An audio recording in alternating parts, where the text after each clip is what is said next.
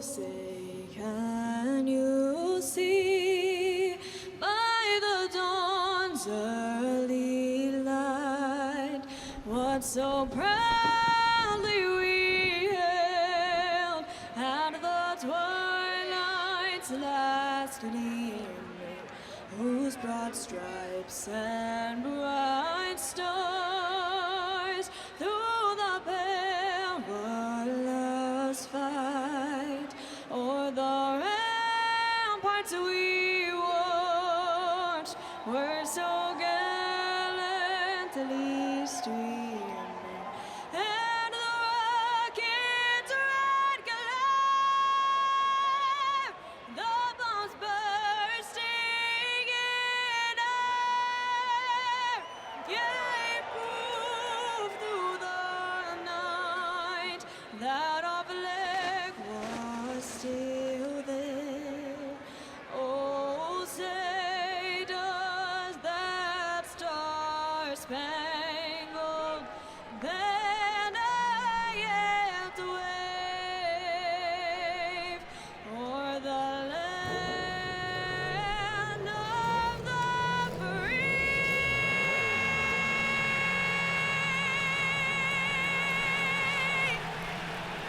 and the home of the brave.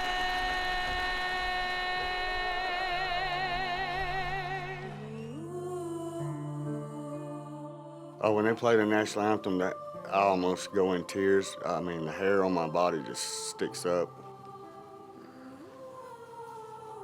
I don't know. A little choked up there. I can tell you, every time I hear the anthem, I get the chills. That song always makes my hair stand up. I love listening to it. I always stop and find a flag and stand at attention. It's my favorite song in the world. It's one that I take very seriously. The respect of the song I take very seriously, but it's a very passionate feeling. A great moment, I think, what I like about it, before every race, gives you a moment to pause and reflect before all hell breaks loose on the racetrack about what a great place that we live. Everybody talks about tea and this and that, but it was a great day that happened, and the opportunity for America to move on and do what it wants to do. Wholeheartedly put my hand up for that. In 1694, James Stevenson Whelan arrived in New York City. He married Sarah Elizabeth Dennis, and together they produced a child named Dennis Whelan. Dennis Whelan moved to Chester County, Pennsylvania, and did various things there, and he had a son, Dennis Whelan, as well. That son was on a judicial board in Washington's second term of presidency. The issue at the time was that France had beheaded all its monarchs and was calling upon the United States to come to their aid, as they had helped us in the Revolutionary War. But unfortunately, Washington had just been through a war. In his second term, he didn't want to get in a war with England again, so he declined. Jefferson, on the other hand, was really happy in Paris, so he wanted the United States to come to their aid. So everybody else kind of fell on one side or the other, but Washington was looking for support, so my great-great-grandfather tried to help him and gave him support. When Washington had the Proclamation of Neutrality approved, he then sent out thank you notes to people that supported him. And believe it or not, Dennis Whelan got one. So he was proud of that, and he named his first son George Washington Whelan I. George Washington Whelan II, George Washington Whelan III were born. That was my dad. I'm George Washington Whelan IV, and my son is George Washington Whelan V. So to be associated with the father of our country is something that really gives me a lot of pride, but also realizing that the independence of this country is what everyone then fought for. And the 4th of July is a time when you should be thinking about that. Sometimes people say, what does it mean to you? And I mean, everybody thinks, it's fireworks and having a good time and, having picnics and doing whatever. But I guess I've never really thought about it other than it's our freedom. It's a reminder for the sacrifices that people made before us to create this country and to defend it. I was in the National Guard and the reserves for 13 years total. I did 2 tours, Afghanistan and Iraq. I was in 82nd Airborne Division, 307th Engineer Battalion. It was awesome. I love jumping out of airplanes, seeing a little action in 83, 84 in Grenada.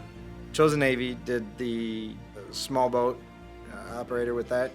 So we did stuff, security, VBSS boardings. I decided when I was 17 I wanted to go into the Navy, and so I was on an aircraft carrier. I was on the Nimitz for about 2 years. I'm just grateful for all that I've had and the things that I've done. If it wasn't for the things that our country has given us, we wouldn't be where we are, or I wouldn't be where I am. It's a country of opportunity, and a lot of people don't see that.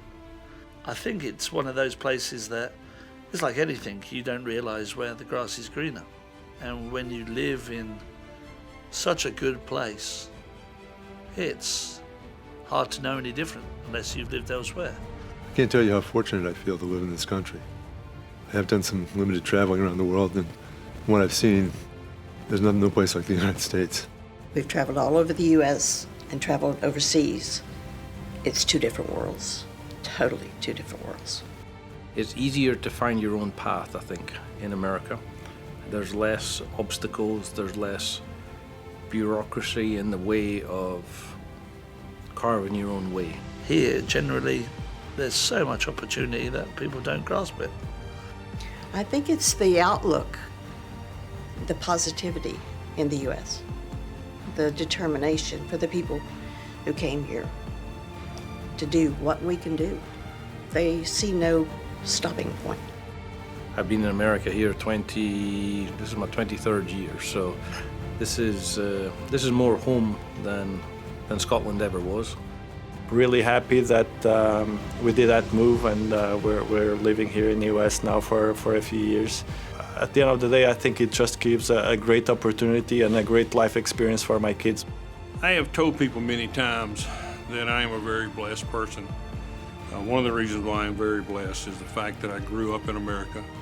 I like to tell young people today that there is such a thing as the American dream, and we try to teach everybody that we come in contact, or at least let them be aware that if they have a dream, follow your dreams and do it. The US has an entrepreneurial spirit, which is something that's always in my heart, and I was able to start my own business. So I've had my own business for 5 years and exceptionally been doing well. America has kind of an ingenuity instinct that has allowed us to succeed, and it just seems like that's in our American personality.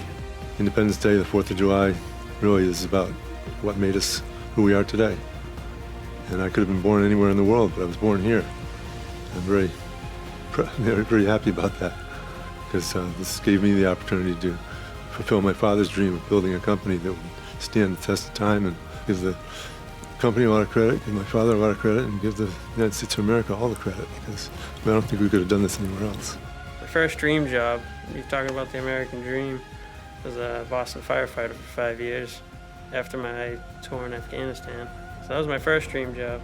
I did that for 5 years and decided to chase my other dream job, which was racing, and I got that. So I'm definitely living the American dream because I got both my dream jobs. 2012, I'm sitting on my couch watching 24 Hours of Daytona, and 6 years later, I'm crew chief of the winning car for that race, and it's just something you can't do anywhere else. That's the American dream.